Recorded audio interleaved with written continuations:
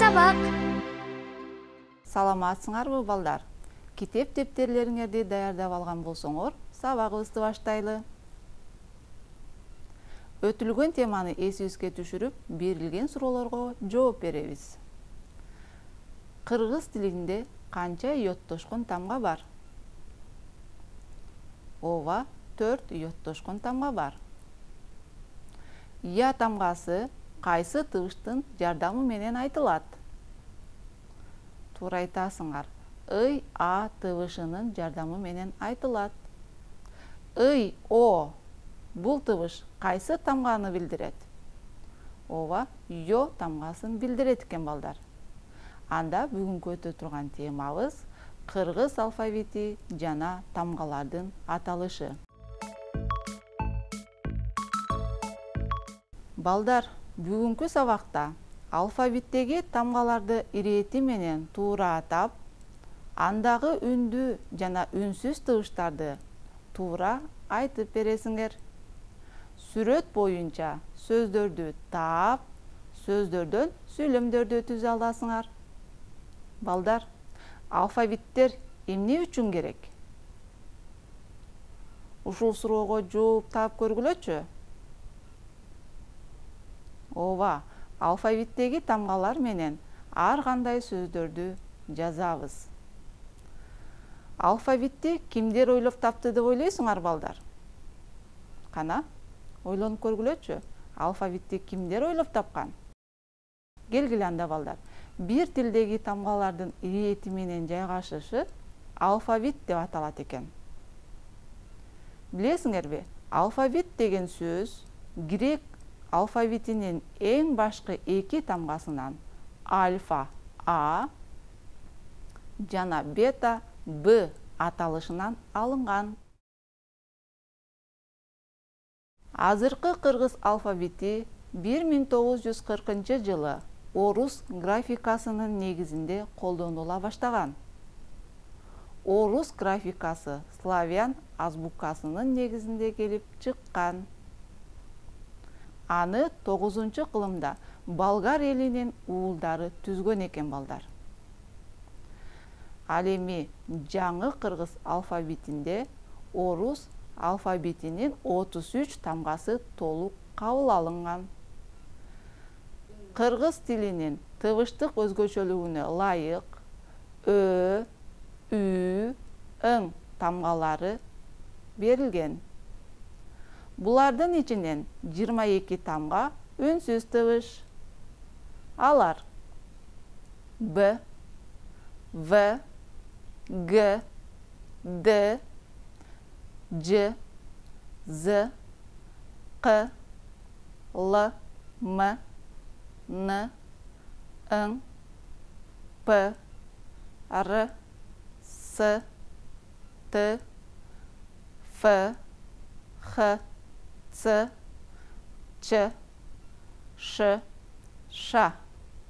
Мына ушул тамгалар үнсүз тыбыштар экен, балдар. Ал эми 8 тамга үндүү тыбыш болот экен. Аларга А, О, У, Ö, И, Ü, Э, И тыбыштар кирет экен. Ал эми 4 тамга йоттошкон тамгалар. Алар Е, Ё, Ю, Я. Мына ушул 4 тыбыш йоттошкон тыбыш болот экен. Ал эми 2 тамга эч кандай тыбышты билдирбейт. Ичкертүү белгиси жана ажыратуу белгиси.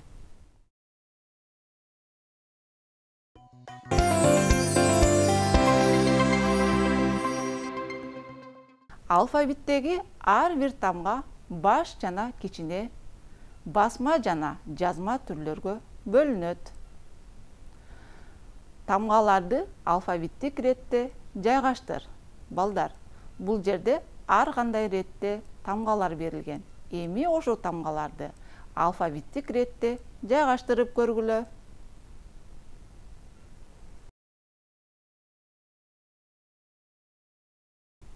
Балдар, келгиле, бул жерде ашыкча буюмду алып сал дейт. Эмнени байкадыңар? Карап көргүлөчү. Эмнени байкадыңар?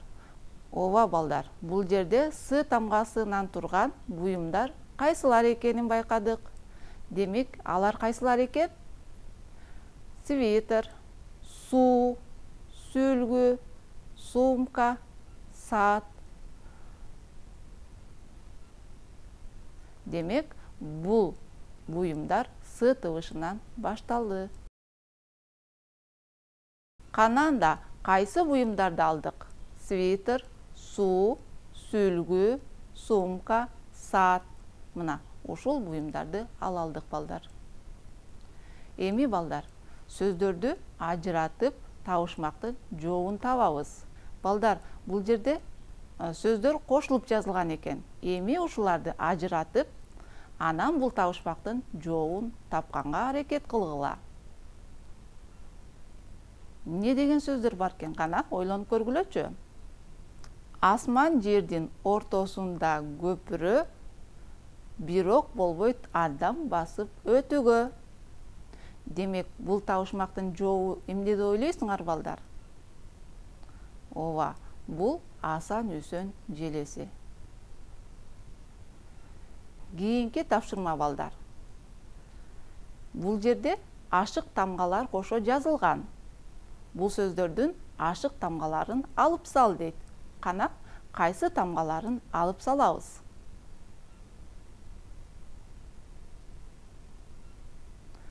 Ооба балдар, акылдуу билимди самайт, акылсыз кийимди самайт деген макал чыкты.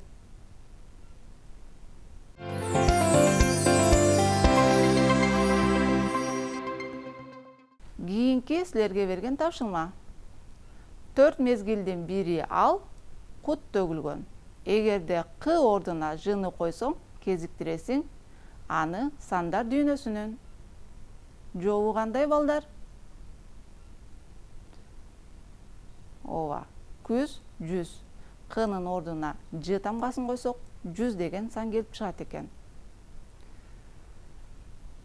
Керектүү сөздөрдү коет экенбиз кийинки тапшырмада. Асмандагы жылдызды бирден терип санадым. Жакыныраак болсун деп тамга чыгып, кайсы сөздү коебуз балдар? Ооба, карадым деген сөздү коебуз, Тамга чыгып карадым. Азаматсыңар. Алфавит боюнча берилген тексттен алфавиттик ретте сөздөрдү жазып чыгат экенбиз. Бизге мындай текст берилди.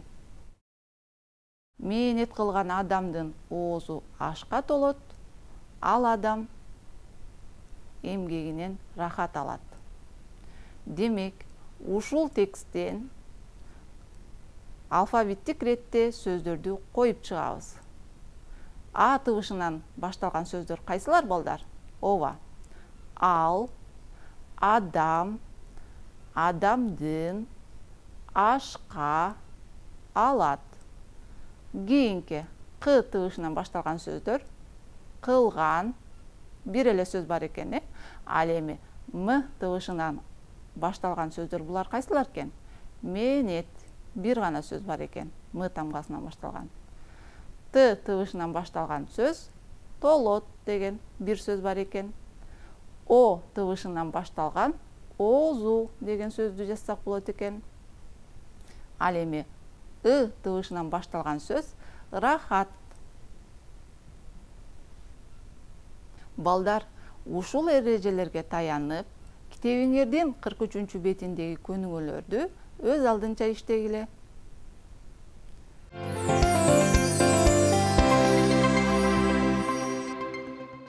Балдар, бүгүнкү сабакта алфавиттин ирети менен жайгашышы, 36 тамга бар экенин, грек алфавитинен эң башкы 2 тамгасынан альфа А жана бета Б аталышын алынгандыгы, 22 тамга үнсүз тыбыш экенин, жана 8 тамга үндүү тыбыш, ал эми 4 тамга йоттошкон тамгалар, ал эми калган 2 тамга эч кандай тыбышты билдирбейт экенин билдик.